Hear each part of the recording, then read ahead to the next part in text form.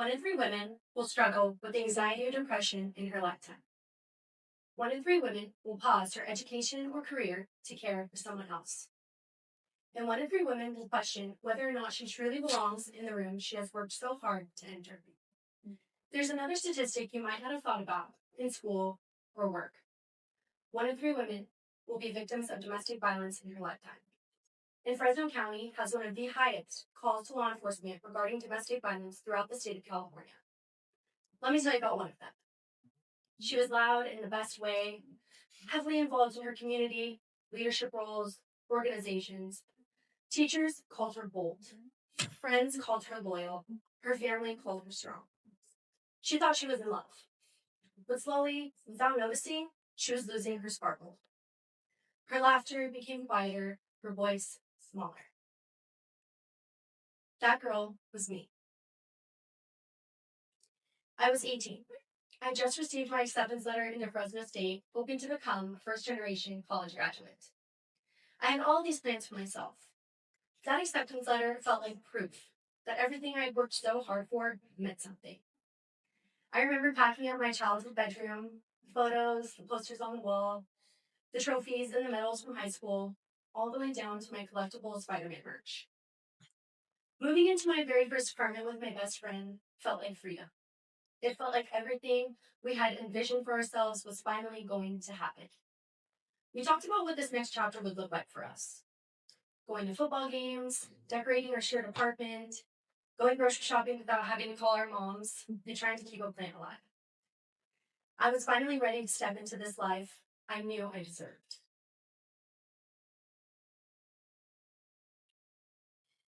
When I attended Fresno State, my boyfriend followed me. I realized that I was in a relationship that wasn't healthy. Abuse isn't random. The most dangerous relationships don't always start with violence. They start with control. They grow through isolation, and they survive in silence.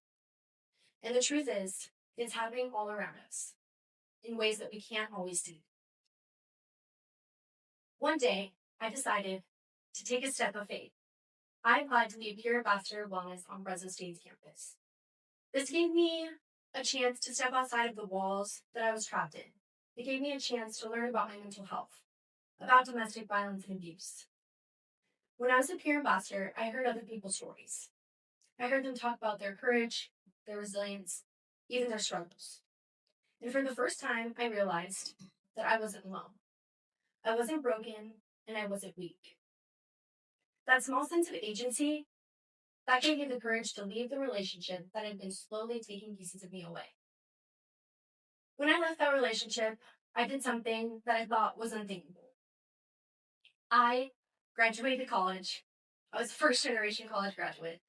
I'm now working at the Marjorie Mason Center as a prevention and education specialist. I am serving as your current scopus. I'm on my way to competing for the California State title in June. Meanwhile, he applied for the California State Highway Patrol Academy, and he did not get it. So things that felt like they were impossible for me were finally possible. There was a night that I will never forget, though. I was laying in bed, my contacts out, my glasses on, and he asked me if I did something, and it wasn't true. And then everything escalated. I was kicked out of the room, I was yanked from the bed, my shirt torn in half, and my glasses flew across the room. Something so small turned into something so frightening. And I was sitting outside in the living room, trying to understand how this was possible. Through my time at the Marjorie Mason Center, I have learned how important it is to start these conversations. To start them, and it starts with prevention. Prevention starts with the education.